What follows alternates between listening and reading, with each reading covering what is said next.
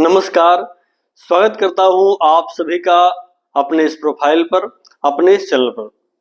दर्शकों, आज की इस वीडियो में हम बात करने वाले हैं 7 सितंबर को लगने वाले चंद्र ग्रहण के विषय में।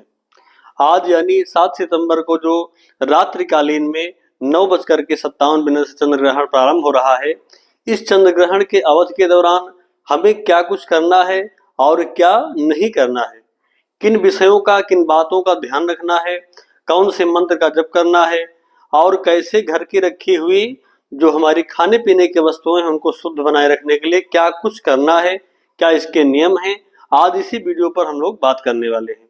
आज का विषय यही है कि चंद्र ग्रहण के दौरान हमें क्या करना चाहिए और क्या नहीं करना चाहिए। दर्शकों, यद्यपि ग्रह जो हैं, सारे ग्रह ये कहीं न कहीं हमारे शरीर पर, हमारे व्यक्तित्व के ऊपर प्रभाव डालते हैं।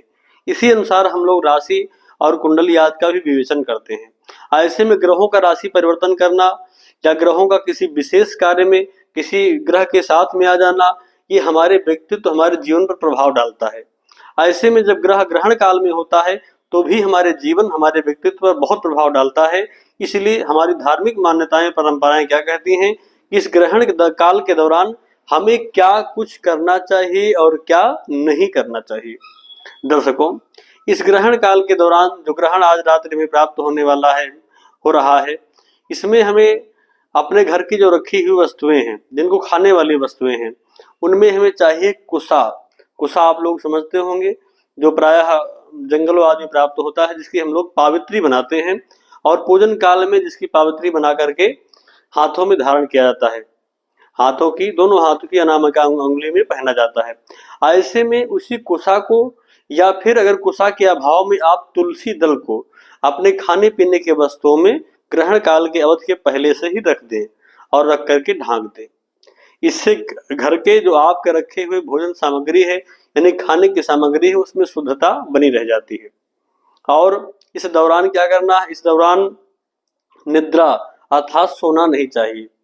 और साथ ही साथ में देखें तो कोई भी ऐसा कार्य या कोई नया कार्य नहीं करना है। साथ ही साथ में मैथुन आदि क्रिया भी करना वर्जित माना जाता है। और देवालय का दर्शन करना, मूर्तियों का स्पर्श करना भी इस समय अच्छा नहीं माना जाता है। तो इस समय क्या करें, इस समय आप बैठ करके मंत्रों का जप कर सकते हैं। कौन से मंत्र का जप करें, तो अगर आपने गुरु मंत्र ले रखा है तो गुरु मंत्र का जप आप कर सकते हैं। गुरु मंत्र आप नहीं ले रखा है, गायत्री मंत्र का भी जप कर सकते हैं। वहीं पर रामचरितमानस का पाठ कर सकते हैं, गीता पाठ भी कर सकते हैं। ऐसे में ये धार्मिक कृत ग्रहण काल के समय किए जा सकते हैं। और अगर ऐसा आप करते हैं तो कई बार आपके राशि के ऊपर पड़ने वाला ग्रहण का ये दोष, ये प्रभाव आपके ऊपर से बहुत हद तक कम पड़ जाता है, कमजोर पड़ जाता है। ऐसी धार्मिक मान्यताएं और परंपराएं कहती हैं। इसलिए ग्रहण काल की इस अवधि के दौरान आप अपने अगर गुरु मंत्र ले रखे हैं, गुरु मंत्र का जप करिए, अन्यथा गायत्री मंत्र का भी जप कर सकते हैं अगर आप उस पात्र हैं। और उसके साथ साथ में आप रामचरितमानस या गीता पाठ आदि का भी पाठ कर सकते हैं। तो दर्शकों, और वस्तुओं को शुद्ध रखने के लिए जो मैंने बताया, तो कुसा अगर नहीं है तो उसके अभाव में आप तुलसी दल खाने पीने की वस्तुओं में रख सकते हैं।